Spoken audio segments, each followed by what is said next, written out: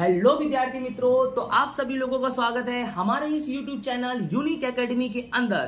तो विद्यार्थी मित्रों, आज हम कक्षा 12 विषय नामा का मूल तत्व विभाग बी से 10 प्रश्न फिर से सॉल्व करने जा रहे हैं, जो गाला असाइनमेंट पेपर नंबर 6 का है। ठीक है, इसके पहले मैंने पेपर नंबर 1, 2, 3, 4, 5 की वीडियो भी बनाए भेजे, आप लोगों ने देखा होगा और आपको अच्छे से समझ में भी आया होगा। तो चलो बच्चों, हम पेपर नंबर 6 की शुरुआत करते हैं, विभाग नंबर बी, 10 नंबर का जो बोर्ड की परीक्षा में पूछा जाएगा। तो बेटा पहला नंबर जो हमारा क्वेश्चन है वो क्वेश्चन है कि लाभ के पूंजीकृत पद्धति में ख्याति का सूत्र लिखना है। बेटा क्या लिखना है? लाभ के पूंजीकृत पद्धति में ख्याति का सूत्र। तो बेटा लाभ के पूंजीकृत पद्धति, जब बेटा पूंजीकृत पद्धति हो तो ख्याति का सूत्र क्या होता है? पूंजीकृत लाभ माइनस विनियोजित पूंजी। क्या होता है बेटा? पूंजीकृत लाभ माइनस विनियोजित पूंजी। नेक्स्ट बेटा हमारा क्वेश्चन क्या है? पुनः मूल्यांकन खाता किसे कहते हैं? क्या है बेटा? पुनः मूल्यांकन खाता किसे कहते हैं? तो एकदम आसान है, सुनो। चालू साझेदारी पेढ़ी की संपत्ति और दायित्व जिस कीमत पर लिखी गई हो उसे वर्तमान कीमत पर बही में लिखना, अर्थात पुनः मूल्यांकन। अर्थात चालू साझेदारी पेढ़ी जो चल रही है उसमें जो भी संपत्ति है, उसमें जो भी दायित्व है, जिस कीमत पर लिखी गई है उसे फिर से लिखो नई कीमत पर, वर्तमान कीमत पर, उसी को बेटा बोलते हैं पुनः मूल्यांकन खाता। तो क्वेश्चन 22 हमारा पूरा हो गया। नेक्स्ट बेटा हमारा क्वेश्चन नंबर 23 है। साझेदारों की निवृत्ति के समय, अर्थात जब साझेदारों की निवृत्ति होती है उस समय पेढ़ी में दर्शाई कौन सी ख्याति, याद रखना कौन सी ख्याति, पेढ़ी में दर्शाई पुरानी ख्याति का हिसाबी असर बताओ। तो बेटा साझेदारी की निवृत्ति के समय पेढ़ी में दर्शाई पुरानी ख्याति जो है, सभी साझेदारों के बीच लाभ हानि के कौन से प्रमाण में बांटते हैं? भाई पुराने प्रमाण में बांटते हैं। साझेदारी की निवृत्ति के समय पेढ़ी में दर्शाई गई पुरानी ख्याति कहां बांटेंगे? सभी साझेदारों के बीच लाभ हानि के पुराने प्रमाण में बांटेंगे। और बेटा इसका प्रविष्टि क्या होगा? सभी साझेदारों के पूंजी ओब्लिक चालू खाता उधार कर देंगे और बेटा ख्याति खाता जमा कर देंगे। याद रखना पुरानी ख्याति है। ओके, नेक्स्ट बेटा हमारा क्वेश्चन नंबर 24 क्या है कि वसूली खाते को दूसरे किस नाम से जाना जाता है?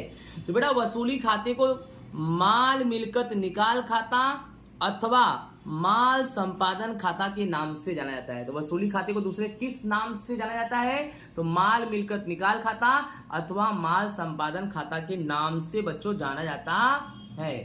नेक्स्ट बेटा हमारा क्वेश्चन नंबर 25 क्या है? साझेदारी पेढ़ी का विसर्जन किसे कहते हैं? साझेदारी पेढ़ी का विसर्जन, बड़ा यहाँ पर धंधे का ही विसर्जन करना है। तो जब कानून की दृष्टि से धंधा का अस्तित्व हमेशा के लिए मिट जाए, क्या हो जाए? जब कानून की दृष्टि से धंधा का अस्तित्व हमेशा के लिए मिट जाए तो बेटा उसे क्या बोलेंगे? साझेदारी पेढ़ी का विसर्जन कहेंगे। क्या कहेंगे? साझेदारी पेढ़ी का विसर्जन। नेक्स्ट जो हमारा क्वेश्चन है, डिबेंचर अर्थात क्या? डिबेंचर किसे कहते हैं? ये मोस्ट आईएमपी है, ध्यान से सुनना।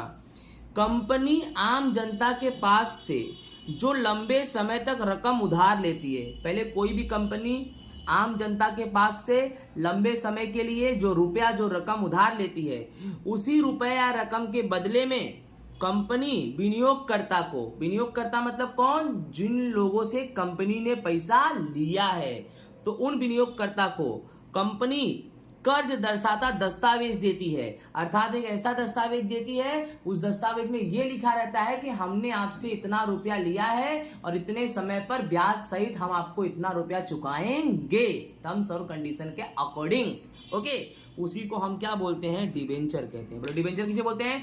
कंपनी आम जनता के पास से जो लंबे समय तक रकम उधार लेती है, उसके बदले में विनियोगकर्ता यानी आम जनता को क्या करती है? कर्ज दर्शाता दस्तावेज देती है, उसे डिबेंचर कहते हैं। दूसरे शब्दों में ये भी बोल सकते हैं कर्ज दर्शाता दस्तावेज अर्थात डिबेंचर। नेक्स्ट क्वेश्चन 27वां क्वेश्चन क्या है हमारा?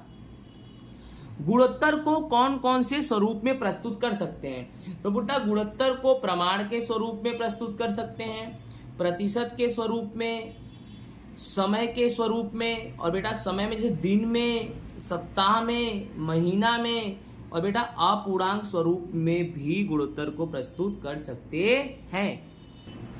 नेक्स्ट बच्चों हमारा क्वेश्चन 28 नंबर है, कौन से गुणोत्तर द्वारा तरलता मापा जाता है? क्या मापा जाता है बेटा? तरलता। कौन से गुणोत्तर के द्वारा तरलता मापा जाता है? तो बेटा दो गुणोत्तर, एक चालू गुणोत्तर और एक प्रवाही गुणोत्तर, यानी चालू गुणोत्तर और प्रवाही गुणोत्तर के द्वारा तरलता को मापा जा सकता है या मापा जाता है। नेक्स्ट हमारा क्वेश्चन है बेटा 29, वित्तीय प्रवृत्ति अर्थात क्या? तो वित्तीय प्रवृत्ति किसे बोलते हैं बेटा?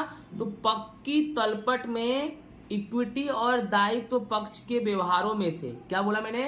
पक्की तलपट में इक्विटी और दायित्व पक्ष के व्यवहारों में से चालू दायित्व के अलावा उत्पन्न होने वाली सभी प्रवृत्तियां वित्तीय प्रवृत्तियां कहलाती हैं। ध्यान से सुनना, पक्की तलपट में जाने का, इक्विटी और दायित्व पक्ष में जाओ, इक्विटी और दायित्व पक्ष के व्यवहार में चालू दायित्व को छोड़ देना। इक्विटी और दायित्व वाले व्यवहार में, इक्विटी और दायित्व पक्ष वाले व्यवहार में सिर्फ और सिर्फ किसको? चालू दायित्व को छोड़ देना। बाकी के जो भी व्यवहार बचेंगे उसमें से उत्पन्न होने वाली सभी प्रवृत्तियां वित्तीय प्रवृत्तियां कहलाती हैं। ओके बेटा, इसी के साथ लास्ट क्वेश्चन हमारा 30वां क्या है? एक ही व्यवहार में से दो प्रवृत्तियां उत्पन्न हो, ऐसा कोई एक उदाहरण दो। यानी कोई ऐसा उदाहरण दो जिसमें दो प्रवृत्तियां आए। तो देखो बेटा, एक ही व्यवहार में से उत्पन्न दो प्रवृत्ति, उसका उदाहरण दे रहा हूं, भाड़ा खरीद के हफ्ता का भुगतान।